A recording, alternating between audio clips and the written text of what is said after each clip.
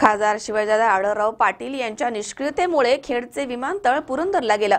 विकास कामं होत नाहीयेत। मोजक्याच मर्जीमधील कार्यकर्त्यांना शिरूरमध्ये त्याच पदावरती बऱ्याच दिवसांपासून ठेवलं गेलंय। निवडणुका आल्या की फक्त आश्वासनं द्यायची एवढंच काम आढळरावांनी केलं आहे असे आरोप विरोधकांकडून आढळरावांवरती होत आहेत। दरम्यान निष्ठावंत कार्यकर्त्यांचा त्यांना विसर पडलाय असा सूर आता जनतेमधून निघतोय। खासदार शिवाजीदादा आढळराव पाटील यांच्या निष्क्रियतेमुळे खेडचे विमानतळ पुरंदरला गेलं। मतदारसंघामध्ये विकास कामं नाहीयेत। पुणे नाशिक हायवेचं काम अपूर्ण आहे।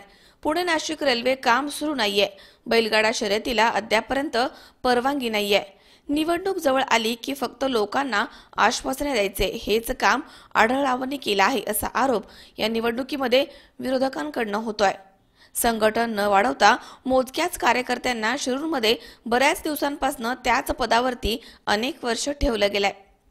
त्यामुळे इतर कार्यकर्ते मोठ्या प्रमाणात शिवाजीदादांवरती नाराज आहेत असे एका जुन्या शिवसेना कार्यकर्त्यांनी नाव न छापण्याच्या अटीवरती सांगितलं आहे। शिवसेना आणि शिवसेनेची संघटना वाढवावी या विचारांचे कार्यकर्ते निष्ठावंत शिवसैनिक बाजूला असल्याचं चित्र तालुक्यामध्ये दिसतंय। या उलट फक्त खासदारांची मर्जी सांभाळणारे मोजके कार्यकर्ते दादांसोबत फिरत आहेत असं चित्र आहे। राष्ट्रवादी काँग्रेस पक्षामधनं इनकमिंग झालेल्या कार्यकर्त्यांचा भरणा जास्त प्रमाणावरती दिसतोय। निष्ठावंत शिवसैनिक उपेक्षित असल्याचं जाणवतंय। तसेच टाकळी हजी इथे आढळरावांच्या सभेच्या आधी कांद्याला बाजारभाव नसल्यामुळे शेतकऱ्यांनी कांदा रस्त्यावरती टाकून सरकारचा निषेध व्यक्त केला। त्यामुळे आढळरावांनी शेतकऱ्यांवरती गुन्हा दाखल करायला लावल्यामुळे या भागामधील शेतकरी आढळरावांवरती नाराज आहेत।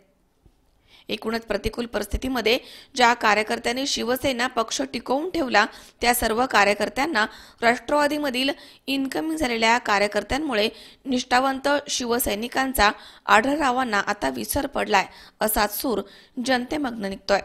त्यामुळे आढळराव निवडून येणार की ढळणार हे येणारा काळच ठरवेल। अरुणकुमार मोटे, C24 तास, शिरूर। सबस्क्राइब करा आमच्या YouTube चॅनलवर आणि बेल आयकॉनवरती क्लिक करा सर्वात पहिले आपल्या परिसरातील बातम्या बघण्यासाठी।